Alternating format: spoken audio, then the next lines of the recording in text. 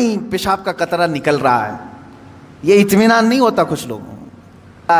Pant ادھر سے پھاڑنا ہے، ادھر سے پھاڑنا ہے، پہننا ہے، تو تم کو اللہ رب العزت کو راضی کرنا چاہیے تھا۔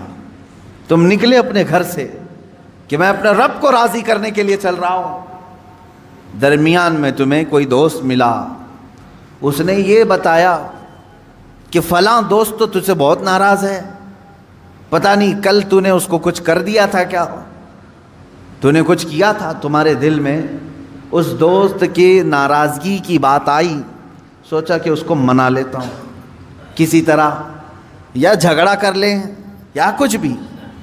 بیچ میں جو دوست تمہیں بتانے کے لیے آیا تھا وہ شیطان تھا، جو تمہیں اللہ کو تم راضی کرنے نکلے تھے، اس نے تمہارا دماغ ڈائیورٹ کر دیا ایک انسان کی طرف۔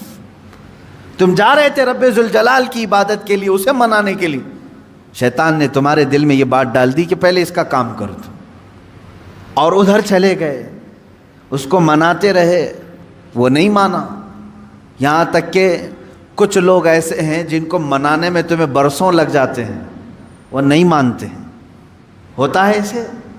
آپ اچھا کام کر کے، انہیں سلام پہنچا کر کے، انہیں تحفے دے کر کے منانے کی کوشش کرتے ہیں، نہیں مانتے کچھ لوگ۔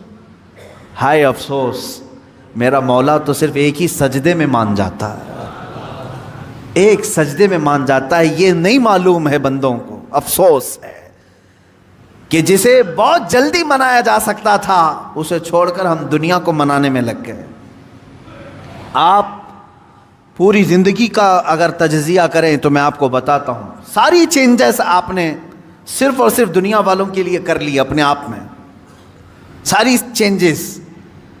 آپ نے دنیا کو دیکھا یہ بہت فیشن کر رہی ہے، اور اس طرح سے اگر میں کپڑے پہنوں تو یہ مجھے عزت سے دیکھیں گے، نہیں پہنوں گا تو مجھ سے دور ہو جائیں گے۔ فیشن چل رہا ہے، پینٹ ادھر سے پھاڑنا ہے، ادھر سے پھاڑنا ہے، پہننا ہے، تو تم نے صرف اور صرف ان کا دل رکھنے کے لیے، ان کے سامنے اپنا سٹیٹس رکھنے کے لیے اپنے آپ کو چینج کر لیا۔ شیطان ہے وہ جو تمہیں عیاشی کی طرف لے جاتے ہیں انسانوں کی شکل میں۔ قرآن پاک میں آپ نے نہیں سنا، اللہ رب العزت نے فرمایا من الجنتی والناس، یعنی وسوسے ڈالنے والے جو شیاطین ہوتے ہیں وہ جنات میں سے بھی ہوتے ہیں، انسانوں میں سے بھی ہوتے ہیں۔ شیاطین الانس والجن، قرآن میں یہ بھی آیا ہے، انسانوں میں بھی شیطان ہوتے ہیں، جنات میں بھی شیطان ہوتے ہیں۔ انسانوں میں کیسے؟ تمہارے دوست کی شکل میں آئے گا، کبھی تمہیں پتہ بھی نہیں چلے گا، اور وہ تمہارا ذہن ڈائیورٹ کر رہا ہوگا، تمہیں بھٹکا رہا ہوگا، اور اس کی باتوں پر تم نے اپنے آپ کو بدل لیا۔ ایک مسئلہ میں آپ کو بتا دوں، شریعت کا مسئلہ، اس سے آپ اندازہ کریں کہ ہم کس قدر شیطان کی پیروی کرتے ہیں اور کتنی جلدی ڈائیورٹ ہو جاتے ہیں۔ ہمیں منانا چاہیے تھا اللہ کو، کیونکہ وہی ہماری منزل ہے، وہی ہمارا مقصود ہے، لیکن ہر دن ہر لمحے ہم ڈائیورٹ ہوتے جاتے ہیں۔ اب مسئلہ جو میں بتا رہا تھا وہ یہ ہے، دو مسئلے میں بتاتا ہوں، ایک نماز کا ہے، ایک وضو کا ہے۔ اکثر لوگوں کی یہ شکایت بھی میرے پاس آتی ہے، استنجا کر کے آئے، پیشاب کر کے باہر آئے، وضو کرنے کے لیے بیٹھے تو ایسا لگ رہا ہے کہ قطرہ ٹپک رہا ہے، یا پیشاب کا قطرہ پھر سے نکل گیا۔ ایسے کئی لوگوں کو ہوتا ہے، پھر گئے وہ، پھر دھو کر کے آئے، پھر لگا کہ نہیں پیشاب کا قطرہ نکل رہا ہے، یہ اطمینان نہیں ہوتا کچھ لوگوں کو۔ حالانکہ استنجا کریں آپ، پورا اس میں استبرا ہے، یعنی کھانس کر کے ہو یا اٹھ کر کے، بیٹھ کر کے، پیر کو موڑ کے، کسی بھی طرح سے آخری قطرہ نکال دیں، یہ ٹھیک ہے، لیکن اس کے بعد آپ وضو کرنے کے لیے آئے تب یہ وسوسہ آ رہا ہے، پیشاب کا قطرہ نکلا، پیشاب کا قطرہ نکلا۔ اب کیا حکم کیا ہے آپ کے لیے؟ ایک نمبر 1 یہ وضو کا مسئلہ، اس کا بھی حکم میں بتاؤں۔ دوسرا مسئلہ سن لیں، نماز 4 رکعت ظہر کی پڑھنے کے لیے کھڑے تھے، یا 4 رکعت عصر یا عشاء کی، 2 رکعت پڑھے، تیسری رکعت میں کھڑے ہوئے تھے، اب شک ہونے لگا کہ یہ دوسری ہے کہ تیسری ہے، تیسری میں کھڑے تھے، یہ شک ہونے لگا یہ چوتھی ہوگی کہ تیسری ہوگی۔ ایسا ہوتا ہے بہت سارے لوگ۔ نماز کا ایک مسئلہ یہ ہے، آپ وضو کا ہے، دونوں کا حکم کیا ہے اس سے میں آپ کو اپنی زندگی کے متعلق بتاؤں گا۔ پہلا والا جو مسئلہ ہے پیشاب کے قطرے کا، پہلی مرتبہ ایسا کبھی ہوا ہے تو جاؤ دھل لو. ایک بار ایسا ہوا کہ پیشاب کا قطرہ ٹپکا ہے یا لگ رہا ہے، جاؤ دھل کے آ جاؤ. پھر ایک مرتبہ ایسا ہوا ہے کہ وضو کرنے بیٹھا ہوں، ایسا لگا کہ پیشاب کا قطرہ ٹپک گیا، جاؤ دھل کے آؤ اور اتنا حصہ جہاں کپڑے میں لگا اس کو بھی دھل لو. تیسری مرتبہ بھی ایسا ہوا ہے، دھل لو. اب اس کے بعد شریعت کہتی ہے اب نہیں جانا اس کے بعد.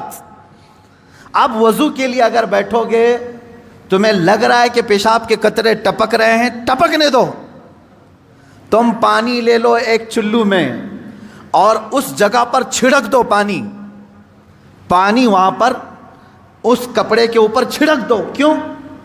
اس لیے کہ کہا گیا ہے کہ بعد میں اگر تمہیں وسوسہ بھی آنے لگے تو یوں سمجھ لو یہ پیشاب کا قطرہ نہیں بلکہ میرا چھڑکا ہوا پانی ہے، میرا چھڑکا ہوا پانی. اچھا ایسا کیوں کرایا گیا؟ شک تو ہو رہا ہے.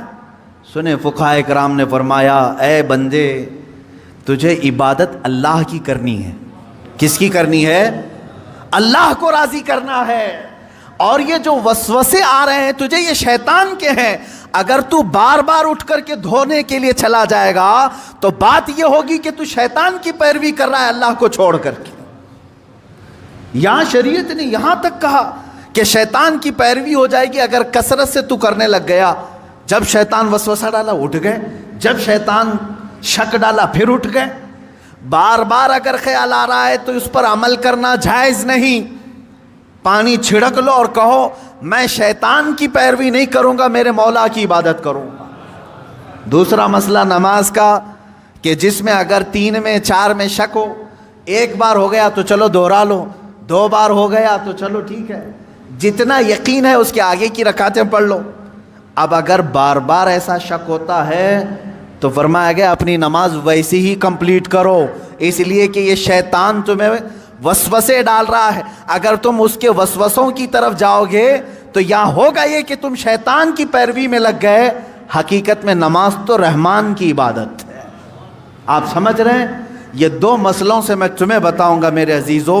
پوری زندگی بھر شیطان اسی طرح سے کرتا ہے، تمہیں اپنے اصلی مقصد سے ڈائیورٹ کر کے کسی عام فضول چیز میں لگا دیتا ہے، فضول چیز میں لگا دیتا ہے. اسی لیے اب جیسے کسی نے اپنے پورے گھر کی فکر میں، اپنی جائیداد کی فکر میں پوری زندگی ختم کر دی، اسے معلوم ہی نہیں کتنے دن رہنے والا تھا، کتنی عمارتیں بنا رہا ہے، کتنی چھتیں قائم کرے گا. اے بندے تیری زندگی لمبی سے لمبی جاتی تو 70-80 سال کی، تو بنا ہی رہا ہے 30-40 سال کی عمر میں. بچے ہیں تیرے پاس 25-30 سال. ان 25-30 سالوں کے لیے تو نے اپنی پوری زندگی جھونک دی، صحت و طبیعت سب برباد کر ڈالی. لیکن جہاں 100 سال سونا ہے کہ 200 سال کہ 500 سال کہ 1000 سال، ہمیں معلوم نہیں قبرستان میں کتنا سونا ہے، وہاں کے لیے بندہ ایک رات کی بھی عبادت کرنے کو تیار نہیں، ایک تسبیح گھمانے کو بھی تیار نہیں، وہاں کی عمارت تیار کرنے کو بندہ تیار نہیں. یہ شیطان ڈائیورٹ کر چکا ہے تمہیں. تمہاری اصلی منزل تو وہ تھی، تمہیں لگا دیا کسی اور کام میں، تمہیں لگا دیا کسی اور کام میں. عزیزان گرامی، اسی لیے تو شاعر نے کہا تھا آگاہ اپنی موت سے کوئی بشر نہیں، سامان 100 برس کا ہے پل کی خبر نہیں. 100 برس کے پلان ہے پل کی خبر نہیں. تو شیطان اس طرح سے جو ہر زندگی میں ڈائیورٹ کرتا ہے.